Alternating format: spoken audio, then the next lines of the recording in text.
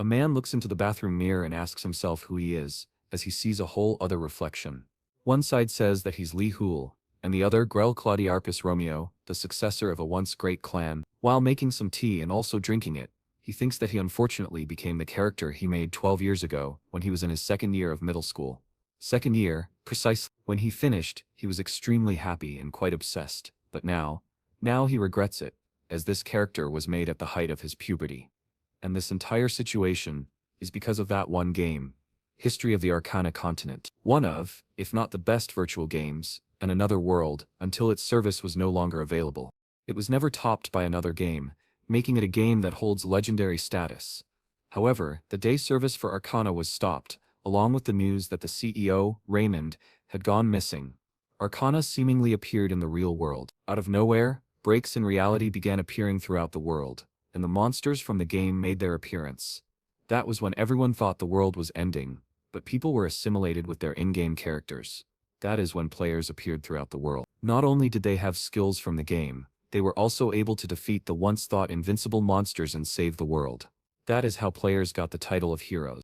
Naturally, he also fantasized about becoming one of these players, but soon he realized that even if he were to awaken his powers, he wouldn't be that famous.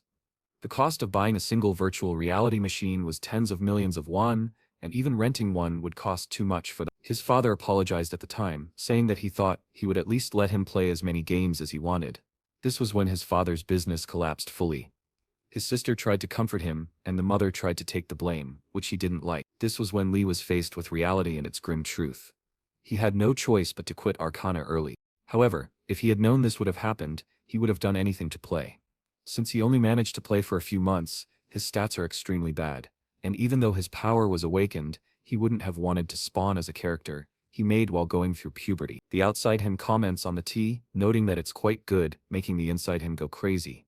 Grandel Claudarpus Romeo, a character he made during the height of his puberty, was a character he was very invested in. His story goes as follows. Granal was a successor of a great family. However, it was massacred by a demon, and he was left alive and alone. In order to get his revenge, he made the decision to become a demon hunter. This was a very cringy story he played around with, and also something he obsessed over while in middle school, which he laments now. In other circumstances, these memories would have been just something to laugh at. However, as a grown man, this is just plain embarrassing. Granal says that he missed having memories like this, making Lee cringe and demand he stop speaking in that weird manner. What is he going to do at work? Will he even be able to function as a member of society moving forward? If he meets his boss, who likes to pick on him whenever he has the chance, Granel will certainly do something that will get him fired. He wonders what to do, and Granel notes that nobles should not bow down in the face of adversity. Everything he tries to say comes out completely differently. Is this really how it is to assimilate with the in-game character? He remembers that most people said it wasn't a large difference. So why did he become like this? Taking into consideration that he can't work anywhere like this, he has no choice but to become a full-time player. But he doesn't remember much of Arcana, as he last played it over 10 years ago. He gets on the computer as first he needs to search things up since he doesn't know what it really takes to become a player. The money that ranker players receive after eliminating high-level ruptures is in the hundreds of millions. However, since it's all dependent on risking life and limb on the battlefield, it's all pretty useless information. Not only is his own life more important than some money, Granel also doesn't agree, as he has no need for material goods. He has tasted abundance once already. For this reason, he holds no real greed.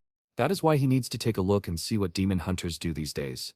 He is quite surprised to find only 2 pages worth of information, and besides, it's not even wiki pages, it's just news articles. He's quite shocked when he finds out that Owan, and everyone in it, was killed with 0 survivors to speak of. The Owan boss was the only town where one could become a demon hunter, and the holy land of the demon hunters. Was that Owan really destroyed? There is just no way. It's not like nobody plays the role anymore, but because the role was basically deleted from existence. However, demon hunters were also quite useless. 10 years ago, they had low stats and a really awkward build path, with even their skills being extremely weak. Since leveling through monsters was quite tough, they were dependent on the experience given through quests. But when they confronted demons, they were the experts, and no other class could compare. However, demons usually appeared only in demon hunter quests, and most of these quests garnered a reputation as they were very grindy. Not only was the role pointless most of the time, Demon Hunter was in general considered the most useless class in the game, but the role being different and not being able to proceed to the next class are entirely different things. This situation is just plain bad, as all the NPCs that taught skills are now dead. He starts reading a chat log, where people are discussing something regarding demon hunters. That's when a comment grabs his attention, which says that new demons were added in an update. He reads about the reality update, which made demons spawn as normal mobs, and due to this, players' injuries have skyrocketed because of the strong debuffs. Even level 200 players struggle. Lee thinks that if demons really appeared in reality, why haven't the demon hunters taken care of them? Just maybe, he's the only demon hunter left after Akon fell. But if that's the case, should he really take the initiative here? Even with his 10-year setback, there is nothing saying that the demons he knew are the same ones appearing right now, as a lot of things can happen in 10 years. Very high-level players are struggling with them, so what can he do? Suddenly, his past self calls him weak, as he, the great Granel, does not run from mere demons. That is his pride. After all, no matter what temptation or taunts demons send his way, they will never hurt the pride of Granel. He thinks that it's about time he did something, and Granel notes that this was just pointless thinking, as there is no need for hesitation. Thousands die because of demons, but he promised to send them back to hell. Several years passed after the Great Cataclysm, and many things were destroyed as a result, but humans are resourceful creatures, and were able to get back on their feet.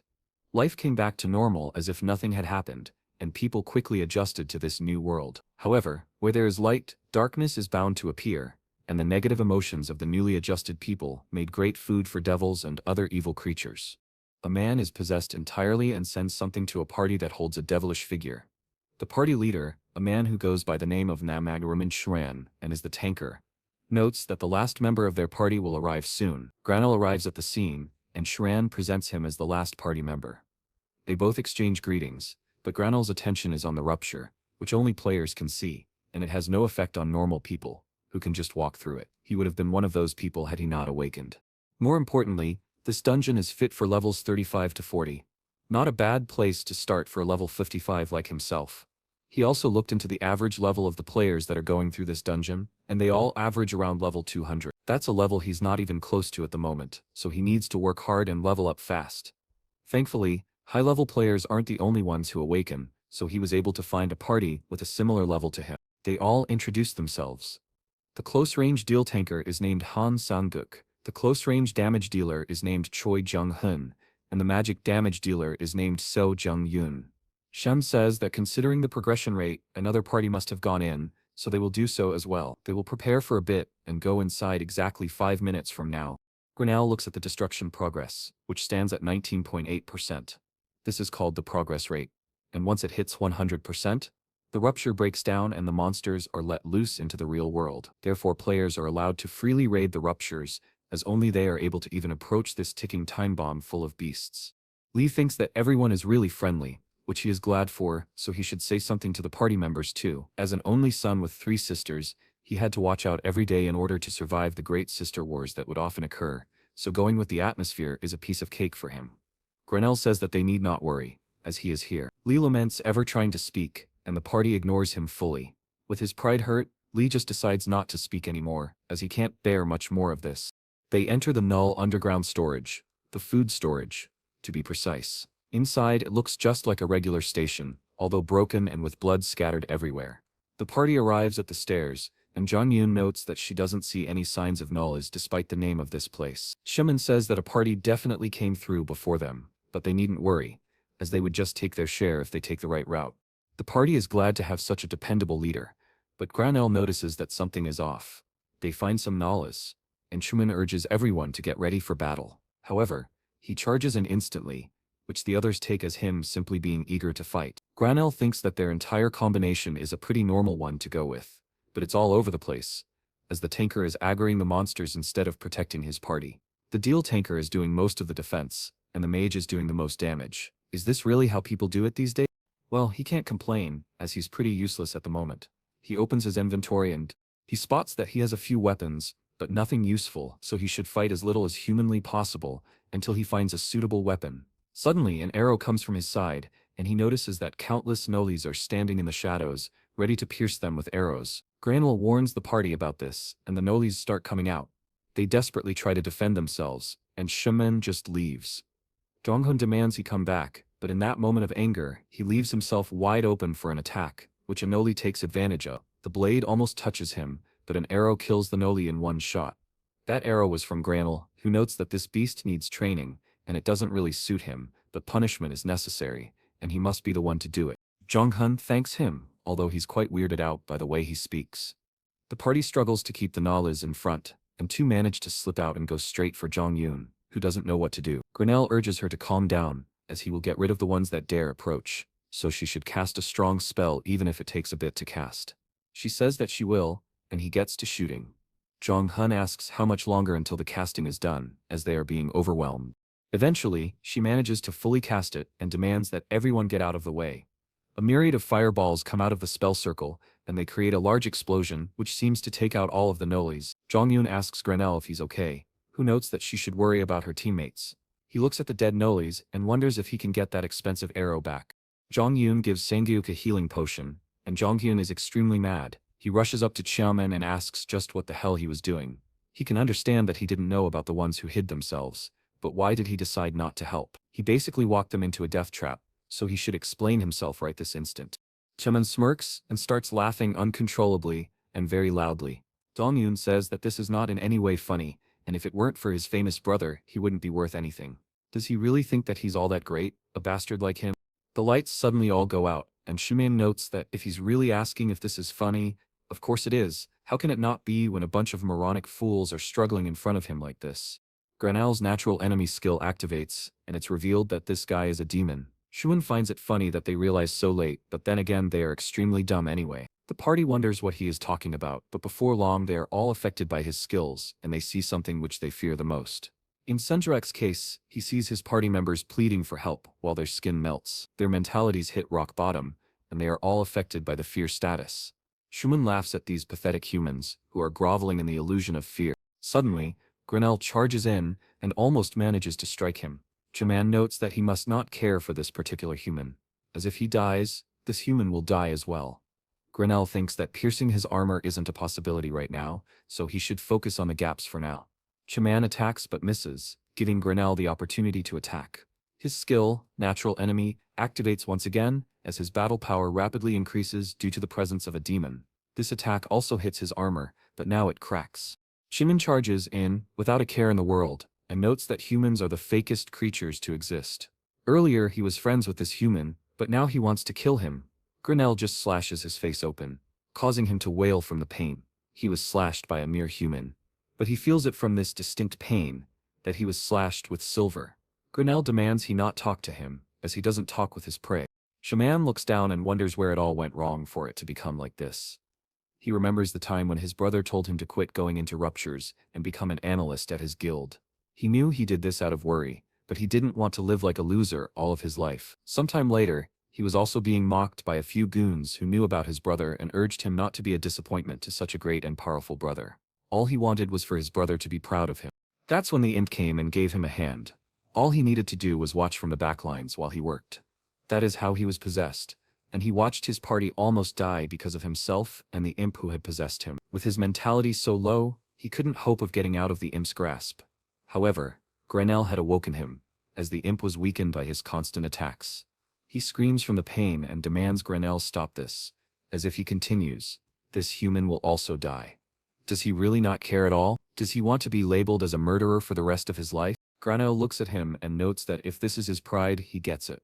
The real Traman grabs and holds his body, even if it means that he will die. Granel uses this opportunity to cut his head clean off, and notes that with this, he has received his pride. Later, Shanshurin wakes up with his head still intact. He is quite confused, and everyone from the party asks if he's okay. He begins shaking, as he saw himself, how his body had its head cut off. Granel notes that he already told them that they needn't worry about a thing, as he is here for them. A human's negative emotions can lead to the empowerment of demons, so they should all be prideful and hold no fear. A demon hunter's attacks only affect the targeted demon. These words seem to move Coleman somewhat, and Lee notes that he didn't forget that logic, even if it's been so long. However, the imp fee didn't drop a single item, so it means he was dead broke. Later that day, Cheolman goes to his brother and shows him a post about a certain dungeon, and about a party whose leader was possessed by an imp. The comments don't believe a word of the story, and call it fake news. His brother asks if what he wants is for him to believe that story, and Coleman confirms it. The brother notes that even if he's the guild leader, Just taking a person's story for granted like this is a bit too much. Cheolman explains that the party leader from this story, the one who was possessed by a demon, was him. This causes Nam Taman, level 368, and the guild master of Gaon, to spill his drink all over the table from surprise. Taman is surprised that Coleman wants to quit being a player and become Gaon's analyst, as he was sternly against the idea before, so he's finding it hard to believe. Tillman asks why he doesn't trust his own brother. Don't they share the same blood? Tillman urges him to stop being so sarcastic about it, and he apologizes, noting that he was only kidding around. Tillman asks if he's also not kidding about becoming an analyst, but Shaleman says no, he's very serious about that. He has realized what his weakness truly is and what his real role should be. He's been struggling to keep up with him until now, but now he wants to take pride in himself and carve his own path. Taman notes that his boost in confidence has made him quite curious about what kind of person that guy is to change him so much. Other than having killed the imp through him, if the status abnormality didn't affect him in the slightest, it must mean that his mentality stat is unparalleled. He also fought with a dagger and magic. From what he said, there are thousands upon thousands of classes in Arcana, but he has never heard of a class that uses those two things. He also doesn't get why he went into that specific rupture, considering he could have done harder ruptures with those specs of his. Coleman says that he knows how this story sounds, and that it's truly hard to believe, but he asks him to believe in him. Tama notes that he trusts him fully, since he was witness to all of this after all. Boss pattern analysis, guild management, and the scouting of new players. He got to where he is today thanks to his guidance, so of course he would trust him easily. He even brought a contract since he's his older brother, and now the most prided Gaon analyst. Coleman becomes embarrassed from all the praise but thanks his brother for being so kind. Taman laughs out loud and tells him to look at the contract to see if the terms are to his liking. Chelman does so and starts sweating profusely when he finishes reading them. Back at the apartment, Lee notices that his level went up by quite a bit. He is quite happy with this, but Granel notes that it's too little of an increase, and Lee says that Nobis don't give much XP, so killing a single imp leveled them up by a whopping 12. Granel says that he doesn't concern himself with such trivial matters, but Lee sure does, and wonders how to spend the stat points efficiently. He also thinks that he needs to go to bed since he feels tired, but Granel has other plans, as he thinks this place is a mess, so he gets to cleaning. Later in the evening, Granel is cooking and takes his sweet time in making the perfect and healthiest dish he can. Lee is already starving, as he forgot that Granel followed regular schedules and practiced self-restraint like this. However, he learned something quite crucial from all of this. The traits he gave Granel are being applied to the real world. Other than the job and level, he would have just showered and instantly lain down to rest, but he's becoming much healthier because of him. But what are his talents? Of course, his talents are not similar to a single one, as he is talented in magic and can imitate most spells just by seeing them a single time. He is also very intelligent and quite fit as well. Granel thinks that this is enough, and rewards himself with some tea. However, he has to check if these traits also apply here in the real world. Suddenly, he gets a message from Chan, which is quite long. He ignores it for now without reading it, as he has more important things to attend to. The first thing that he will be checking is to see if Granel can really imitate most spells just by seeing them once. He pulls up a few videos and gets to writing. Kilman and Taman stare in shock at Granel's text. A simple Kilman wonders if he got an offer from another guild, and Taman notes that can't be possible, as they offered him a house, a car, all of the fees paid, and a deal with a split of 9.5. How could another guild ever hope to surpass that offer? Chilman says that he can't be sure, but after the Mage Tower appeared in Seoul, foreign guilds from around the world have been setting up branch offices around here. Timon asks who dares step foot in his own territory, and Kilman explains that even if it's not a foreign guild that offered him something, all of the top guilds are right here in Seoul, so it might have been one of them. Timan smashes the table and says that he can't let this go now, as no other guild can give an offer that can actually rival this one. This is a contract so special that he wouldn't dare show it to the higher-ups of GAM. He gets up and starts dressing, noting that he can't move on from this, and asks Coleman if he knows what he looks like, as he is going to bring him into their guild before some other guild nabs him from them. Coleman thinks of how best to explain him, as he is quite the puzzling individual, and Taman urges him to think faster, as they don't have that much time. Chilman thinks about him and notes that he looks exactly like a fantasy novel's aristocrat. A very fancy one at that. Granel writes down all of the magical techniques he had seen on the phone, and Lee thinks that he can see it, the fundamentals of magic, that is. He is now certain he can use these things, if he has enough mana, as expected of the great Granel. Now he can forgive him for being extremely cringy, as he is the best genius around. Granel finds his reaction quite rude, and Lee thinks that now, With the stuff he knows, he can distribute his stat points efficiently. He doesn't know how Grenell's talents will go, but he is open to any and all possibilities. He puts 2 points in stamina and agility each, and 7 into mana since it is quite low. With 1 point left, he is reminded about Grenell's sad past, wondering why he even wrote such a dark past. The last point he puts into luck for his and Grenell's sake, who will have to work hard for them from now on. He only raised luck from 1 to 2, but that means he basically doubled his luck. Who knows, maybe tomorrow he will find some money on the street. In the morning, he looks into the mirror with a shocked expression, as he has found much more than money on the street.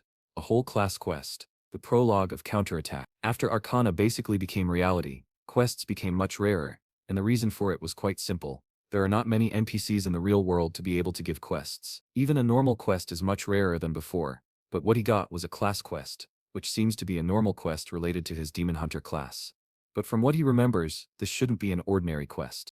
He finds an article about a paladin by the name of Goiver, who had also received a class quest. It is a quest given to only one person among those who share the same class. It is such a big deal that just receiving one is enough to make it into the top news articles, an amazing kind of quest that people start mentioning would get someone into the top ranks. Logically speaking, there is no way a level 67 like himself would actually get a class quest, so it must mean that he's really the only demon hunter left in this world. However, it does make sense. Akan was the post of the demon hunters, and naturally, it sounds like a great place. But the reality was quite shocking. The demon hunter training instructor welcomed them warmly by making them climb a 1,000 meters cliff. This is when Lee was met with the reality of the class he chose. The quests were a repetition of rather pointless hard work, and the facilities were inadequate, to say the least. Even for meals they had to climb a mountain, and all the NPCs did was scream and yell. Anyone with a sense of self-preservation would have quit. But Grenell found it quite nice, as demons dig into the human mind, and that training made him much stronger. Lee thinks that all of that is in the past, and best left there, so he should take a look at what kind of quest he was given. He opens the tab, and his face drops. The Aokavyu, the Anti-Arcana United Korean branch, is a facility formed in order to reduce the chaos and damages all over the world. They hired all of the employees who had previously worked on Arcana and its development. In response to Arcana updating, an update that was going to reflect in the real world, they collected information and related it to Arcana while also analyzing it for the players. In other words, they are overworked businessmen. An employee damns Arcana for ever existing while stretching, and also asks another worker who had been there for longer if there will be a new Rupture update this week, as it's already past 8. He says that they can only hope that doesn't happen, and the laid-back worker notes that Raymond is extremely creepy. He must be the one managing the homepage and always uploading content, isn't he?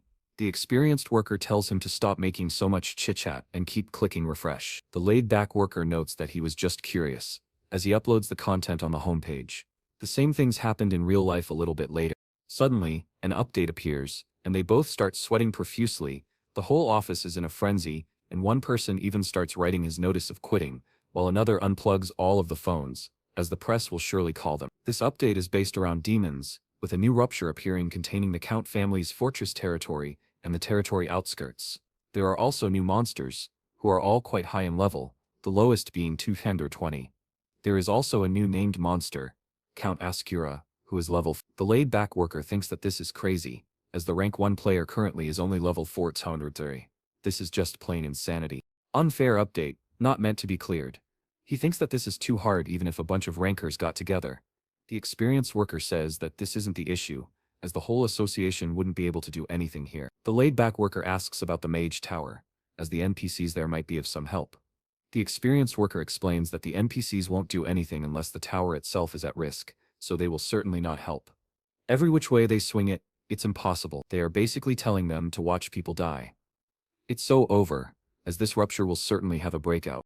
The laid-back worker tells him not to jump to conclusions like this, as if they fail the Rupture raid, those things will come and kill people in the real world. The experienced worker thinks that the updates up until now were very doable, but this destroys that balance completely. An unthinkable event. Unless some miracle appears, they are screwed. Grenell looks at the quest, which started with the hunted demon condition, which he completed. Now he has a repeated quest, to train his weak body. Lee laments having to do physical work again. It's almost as if he has never left action in the first place. His entire body is shaking. Is it really okay to train this hard? What if he just ups and dies?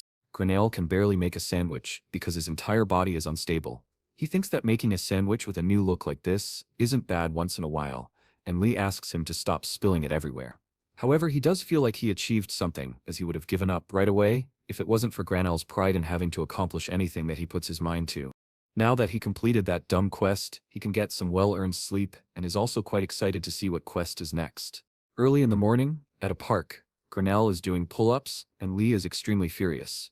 He got another quest of the same nature as the last, to run 20 kilometers, do 1,000 push-ups, 500 pull-ups, and 300 burpee tests, which he did already. Lee wonders why they are going through this type of quest again and again, as it's already been a week since they started. Once he completes one, another just pops up the next day. Granel sits on a bench, extremely exhausted at this point, and Lee thinks that he is only able to do all of this because of Granel's traits. But how many more quests does he need to do in order to get a reward? Suddenly, the system notes that he has completed a week of daily quests and rewards him with 2 stamina and 2 dexterity. Lee finds these rewards amazing, as they are permanent too. Items that raise stats are extremely expensive. It takes millions of one just to raise 1 point, whatever the seller wants to receive. However, he just raised 4 points of his stats without even leveling up. That is just straight up broken. If it's a repeat quest, it must mean that he gets this reward every time, which he's very happy with. Granel says that he would be able to do it 10 times a day for a reward like this, while shaking, and Lee tells him to calm down. Suddenly, he hears some news from the radio of the grannies who are at the park with him. Most guilds have decided to plainly give up on the new Rupture raid. At the news, a reporter tells everyone about the new update, and the new monster Count Ascura. He is a half-demon, half-vampire hybrid, and his level is 430, which is the highest a monster has ever been. It is also assumed that this Rupture raid will be the most difficult one ever. Granel watches all of this on his phone, while brushing his teeth, and Lee wonders how anyone will be able to beat a level 430 monster. People panic, as the boss monster seems impossible to beat, and most large guilds pulled out instantly when they heard about him. Lee watches all of this go down, and thinks that demons are what players have the most difficulty with currently, as they grow stronger the longer they battle, and players also have to deal with the abnormalities they throw at them. This is why people say that one needs to be 10 levels higher in order to defeat a demon. Therefore, Count Ascura, with his towering level, will have no opponents. If it weren't for this new class quest, that is Lady Dam's, Arcana and everything that it stands for, as the only vampire alive right now is Ascura, it's basically telling him to fight it. He is scared. But that's a given, as he's supposed to defeat an impossible enemy. But these are only Lee's emotions, as his heartbeat is actually calmer than ever. This body is not his anymore. So how does Granel feel about all of this? Of course he is ready, as these inferior species are threatening to interfere with his time. So he will punish them for this heavy sin they carry. Lee expected this, that this crazy bastard would want to kill them. Lee gathers information about the Rupture, which seems to be in Russia, so his first destination needs to be the Mage Tower, as there is a portal there, which lets users teleport anywhere instantly. This is one of the main reasons why many large guilds, all over the world, have a branch in Korea. He smirks at his phone and thinks that it's best he takes a taxi, rather than the train, as he will have to change trains too much. Granel says that he has to get going, as time is of the essence in this situation. Lee demands he not leave like that, and he stops, noting that he forgot something. Lee is relieved, but his relief is shattered into bits as Granel grabs a few packs of instant tea, as he can't miss out on tea time, the most important time of the day. News outlets all gather around the Mage Tower, and get ready to interview the Gaian Guild, who are planned to arrive shortly. A newbie reporter notes that there are lots and lots of reporters, and asks one of the camera crewmen if Gaian is really going to come. He says that it's likely as the new Rupture is in Russia, and the Mage Tower is close to them. Suddenly the Gaian Guild arrives, with Taman in the front. The crewman rushes in, and so do other reporters, with countless questions about how they are going to raid the Rupture and if they are planning to share information with other guilds. The newbie reporter rushes in and asks Taman how he's going to fight Count Ascura. Kilman notes that they would like to take interviews later, but Taman laughs and notes that it's quite a shame, but they have no method of actually killing Count Ascura. They never really considered that kind of thing when entering Ruptures anyway, and they chose to go earlier than other guilds to beat their competitors. Naturally, they will also not be sharing any information, as even if they demand it under the guise of world peace, or some nonsense like that, they won't give it to them. If they really strived for world peace, shouldn't they challenge the Ruptures themselves instead of sitting back like cowards? The newbie reporter doesn't know what to really say about all of this. But suddenly, the Shining Guild arrives, with their leader, Lox, who is level 3099, in the front, and grabs everyone's attention. Their butler notes that they will have to go on foot because of the crowd, and one of the members thinks that Gaian Guild's words were quite harsh. Locke notes that he's just anxious, as all the large guilds are coming to Korea because of the Mage Tower, and their position is getting lower and lower. He's most likely betting everything on this expedition. Shellman sees that he's concerned and notes that there is no need to be anxious, as they will take things slowly. That is the best way to do things.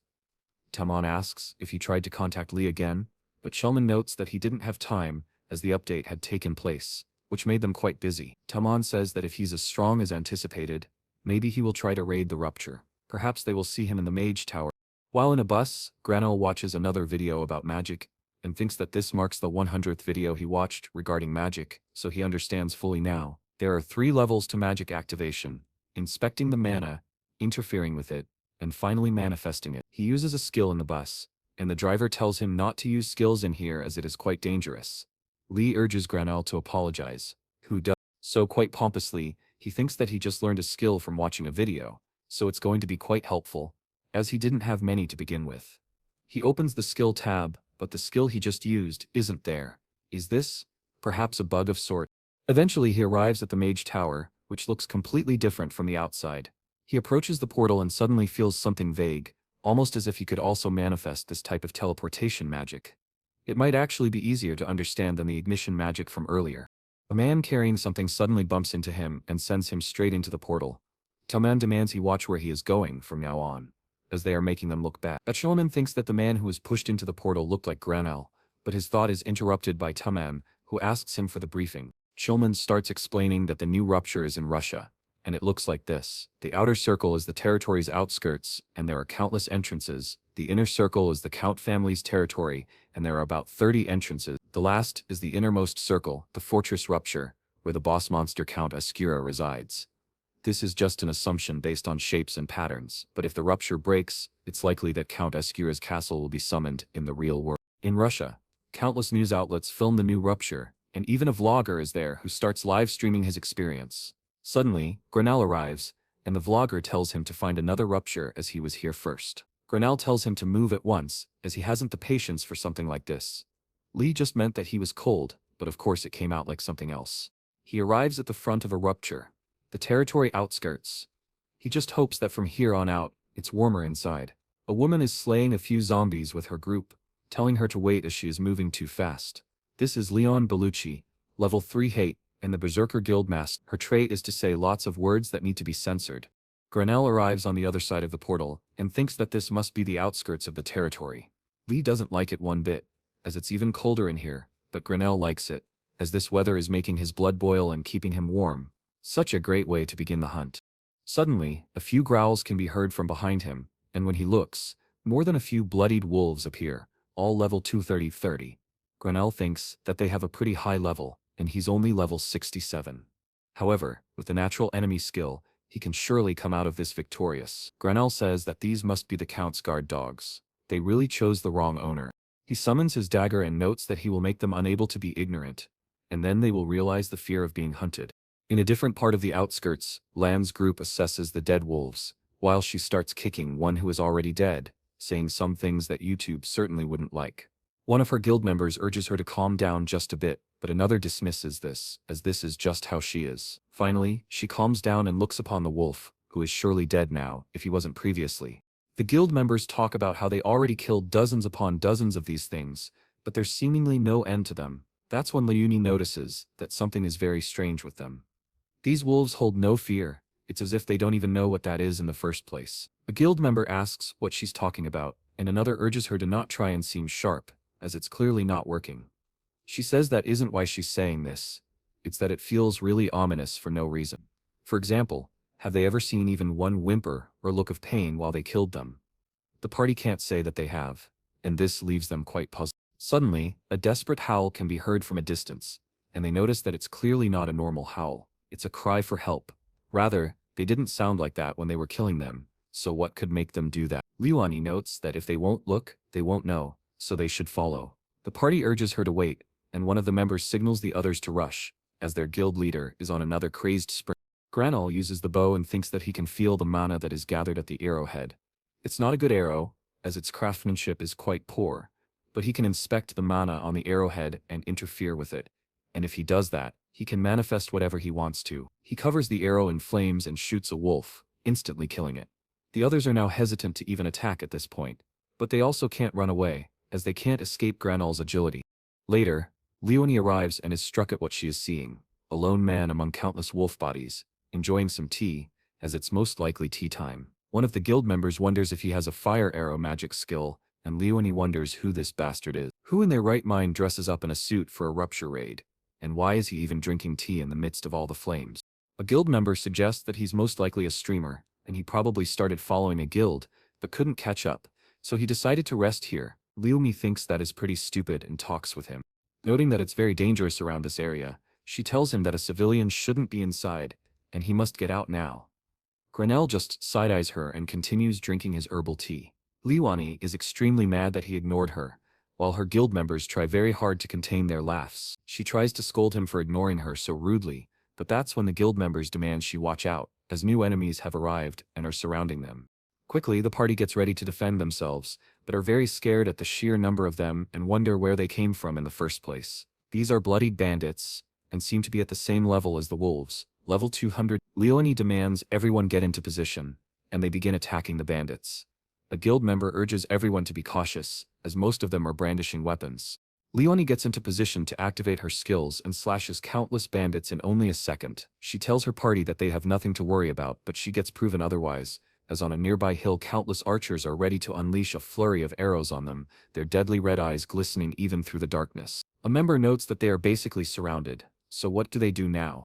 That's when Grenell finishes his tea, and Leonie is extremely surprised that he didn't leave. Is he actually insane? This is not the time for tea at all, so he should run already. Grenell looks at the thermos and notes that now it's pretty doable. The bandits unleash their flurry of arrows, and Leonie can only look up, as there is basically nowhere to run to. Grenell starts inspecting the mana that is inside of the thermos bottle, and interferes with it. What is left to do is manifest. In order to get the skill he wants, in the scale he wants, he needs tons of mana that he cannot really handle at this level. If his assumption about this is wrong, he will pass out instantly by simply trying to manifest this skill. However, what if these magic spells that he's always using are not skills? A surge of mana rushes within him as he gains new meaning of mana and its uses. A large beam of blue mana comes from the ground, and Leonie prepares for the worst. But the worst doesn't happen, as a giant wall of rocks has saved them from the countless arrows. She thinks that it must be alchemy, as she has never seen anything like this ever. To have a skill that can make great walls such as this one means that the person must be quite powerful. Grenell explains that it's not a skill, and what he is using is magic, pure magic, without restraints. The other party members are just as surprised but still glad that they were rescued. Still, they wonder if he is an alchemist, and what is he doing here? If he really is one, as alchemists are usually production workers. Leonie also wonders what he means by magic, and Grenell thinks that it's very possible to change the form of something if he can interfere with the mana of the object. It is closer to alchemy rather than magic, so they aren't exactly wrong, but not right either. Suddenly, the wall starts rumbling as the bandits have broken through and are coming from the side. Grenell finds this to be unfortunate, as he will have to push tea time back once again. The guild prepares for battle once again, and Leonie does so as well, while telling Grenell to scurry to the back for now. He has other plans, however, and summons his bow and arrow. One of the members asks for a healer, as someone has been gravely injured, but this gives a bandit the opportunity to strike from behind, leaving him no room to dodge. Suddenly, an arrow blows the bandit away instantly, and the member wonders if there was ever such an archer like this in their guild. Leonie is surprised that he is an archer, and wonders what the wall was about, if that is the case. Grenell engulfs the arrow in flames, surprising Leonie even more. Is this man a mage? Perhaps? But no, he has archery, alchemy, and magic. Just who can he be? Eventually, the guild takes care of the bandits, and the ones who went to scout say that there aren't any more in the surrounding area. Leonie congratulates them for doing a good job, but she is clearly frustrated about something. That something, or someone, is Grenell. He is in such a dangerous Rupture and dresses like that, which she finds utterly crazy. Plus, he also won't answer anything she questions him about properly and doesn't look tired at all, though he is most likely holding it in. It's quite embarrassing to even think this, but if he wasn't there to help, they all would have died. So it makes one wonder if he is a ranker or something similar. He is also quite handsome, but that's beside the point. She should just go and thank him for the much-needed help. However, he did ignore her previously, so saying thanks won't work. Suddenly, he looks at her while making his tea, making her face red from blush. Leonie swiftly looks away and wonders why he's looking so intently at her, as she doesn't like him or anything. Grenell continues staring, making her head spin with ideas. Does he perhaps want to drink tea with her or something of that nature? Well, if he does share, She wouldn't refuse. Probably. Suddenly, he calls her and she asks what it is. He demands that she stop looking at him that way, as he doesn't have any tea for her. This crushes her spirit and confidence completely. Outside of the rupture, countless drones patrol the area, and a reporter from Today Arcana begins broadcasting. He says that this update brought upon lots of global attention since it has the highest level boss. Another reporter asks if this rupture is named the territory outskirts, and he says that she is correct, as this is the first of 3 ruptures that came with this update. There are hundreds of ruptures leading to that exact place, but the other places will become available later. Shining Gan and other guilds are already in the rupture as they speak, but which guild will be the first to clear the rupture? The first one to achieve that will most definitely gain global fame. A man watches all of this news from a tent, and another man comes in and notes that he must want some coffee since he is the director and all. He urges him to get inside fast, as he's letting snow in. The assistant asks why it's so dark in here, and the director says that he simply likes it. This way, he also asks about how the rupture is looking and if any new videos came in. The man explains that everyone is around the middle of the rupture, with the Shining Guild being the fastest right now. The director notes that if this is really the case, they should get a spot near Shining and prepare to interview them first as soon as they come out. The assistant notes that it will take a lot of time to beat it, so they should just watch the drones. Suddenly, he spots something and bolts outside, even through the camera's way. The reporter apologizes for their assistant director, as he just ran in front of the camera like a madman. The director starts yelling at them to follow the assistant right now, as a rupture has just turned blue, meaning that somebody cleared it. The reporter asks who it might be, but the director doesn't have that type of information right now. They just have to run like the wind, and be the first there.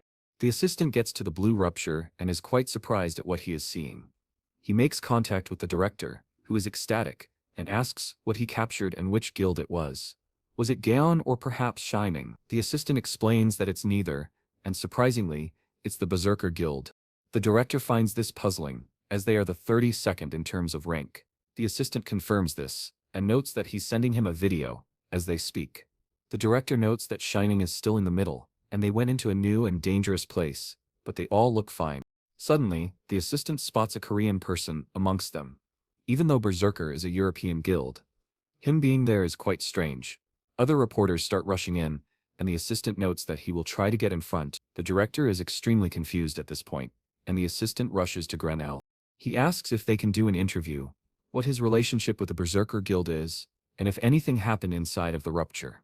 He bombards him with constant questions, and that's when Granell demands he move out of the way, as he is testing the utmost limits of his patience. The assistant is left shocked, and Granell leaves, as this place is too cold. The Berserker Guild is bombarded with interviewers who ask tons of questions. Leumi doesn't want to comment on any of their questions, but one of the guild members urges her to do otherwise, as this is their first big clear. She, however, still refuses, as they should interview that bastard instead. She is still very mad at what he told her, and that he pushed through and cleared the rupture first. She asks where he is, and a guild member notes that he left first, as he wanted to go home for a bit. Leumi is extremely mad, and the reporters can only watch her meltdown. How can he leave like this when she was basically acknowledging that he beat the entire rupture solo? She continues her rant, like a rabid chihuahua, and her guild tries to calm her down, as he must have had a good reason to leave like this. Suddenly, a second rupture gets cleared, and the interviewers flock to it. The second clears were Gaeun. The interviewers flock to it. The second clears were Gaeun, who look very tired and bloody. The interviewers flock to them, but Toman notices that the Berserker Guild is also here. Were they really the first ones to clear it? That's when Lee Hoyeol says something which catches everyone's attention, including the interviewers. At the base camp of the Gaeon Guild, Kamen and Taemin watch the news while eating some well-deserved hot noodles. What Lee Hoyeol said was that Gaeon wasn't the only good guild in Korea. This makes Taemin quite mad, as he saw her giving him some side-eye while she said that she got first clear, and this is all she says. They barely managed to clear it before them anyway. So why is she so smug? Chelman wonders what she really meant when saying something like this, and Taemin notes that she must have been insulting them, as nobody is as great as their guild in Korea. He gets so mad that he hands the ramen to one of their assistants, who happily takes it. However, it was empty, as he already ate it all. Kamen notes that she probably meant that she met a Korean player in the rupture, with Taman thinking that perhaps it was the Mythology Guild. Kamen notes that they are still in the rupture, and Taman finds it great at first, but then laments it, as he doesn't know who it could have been. Chilman says that he's not really sure, as it's hard to find a Korean who is better than them. However, there is only one person he can think of. Granell takes a hot shower and dances around as he is extremely happy. To get out of that cold, and enjoy some well-earned rest, Grenell finds Lee's attitude quite embarrassing. Lee says that, after a hot and nice shower like this one, he will take a good and long nap. Grenell stops for a second, and Lee fears the worst. Unfortunately for him, the worst comes to pass, as Grenell has detected some dust probably gathered while they weren't home, so he needs to get some cleaning done. Lee is extremely distraught as he wanted to rest badly. After cleaning everything and eating a meal out of scraps he found around, Grenell enjoys some tea while Lee watches him. However, he doesn't even feel sleepy anymore and looks at all the gear he got inside of the Rupture. He thinks that there isn't anything really that useful in here, and also checks his stats. His level went up by 19, so it's now 86. It's not that much, considering that was a high difficulty Rupture. And additionally, it was very dangerous. Magic uses less mana than skills usually do, and thanks to that, he was able to use it more, which is much better than the skills he had. Grenell notes that even with that, the regeneration of mana was very slow.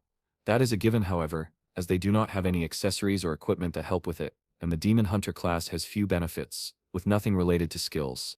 It would have been quite bad if they hadn't met that group, and he could have thanked them if only he knew who they were. Grenell notes that it is because he was lacking, surprising Lee quite a lot. Grenell did not really know how to be humble, as if someone were to underestimate him, he would prove himself. On the other hand, if someone were to overestimate him, he would meet their expectations and make their assumptions a reality. Why is he suddenly remembering this trait that he... Grenell explains that the next Rupture will be in the Count family's territory, so there is no time to relax, as he can't depend solely on magic and has to get better at combat. He found a suitable subject for today's test anyway. Lee thinks that he's right. The players that were fighting alongside them had combat skills, with the short-haired girl being the most notable of the bunch. If he can copy those movements, his combat abilities would improve. Grenell pulls up a menu, and Lee urges him to stop, as he knows what he is doing, but begs him not to. Grenell activates another body training quest, despite Lee's words, as basics are the most important thing to take care of. However, he needs to do the dishes first, as cleanliness is also needed. Lee wonders where sleep will fit into all of this. Later that night, he starts running while listening to the radio, and Lee starts crying, as he only wants some sleep. Suddenly the radio station notes that they have some urgent news to share with everyone. Currently most of the territory outskirts ruptures have been cleared, and soon enough, the Count's territory will be available for raiding. However, according to some news they just received, the destruction progress rate of the Count's territory suddenly jumped to a large 60% despite it not being open just yet. At this rate, the Count's territory might break. Professionals are expressing worry about this matter. The Gaiheen Guild watches this, and Taman notes that this is an impossible situation. It's only been a day, but the destruction progress is already at 60%. How in the world is that even possible? Kamen explains that the time limit to clear gets shorter, the stronger the monsters inside of it are. Taman notes that it got faster for no reason. Does it mean that the monsters inside got stronger? Kamen notes that he will have to look further into all of this, as it is quite strict. At the Today Arcana camp, the director is in a frenzy, as there must be a reason the monsters suddenly got stronger. The assistant notes that there is no way to know, as even the advanced guild's analysts have no idea. The director says that something must be done about it. Otherwise it's over for all of them.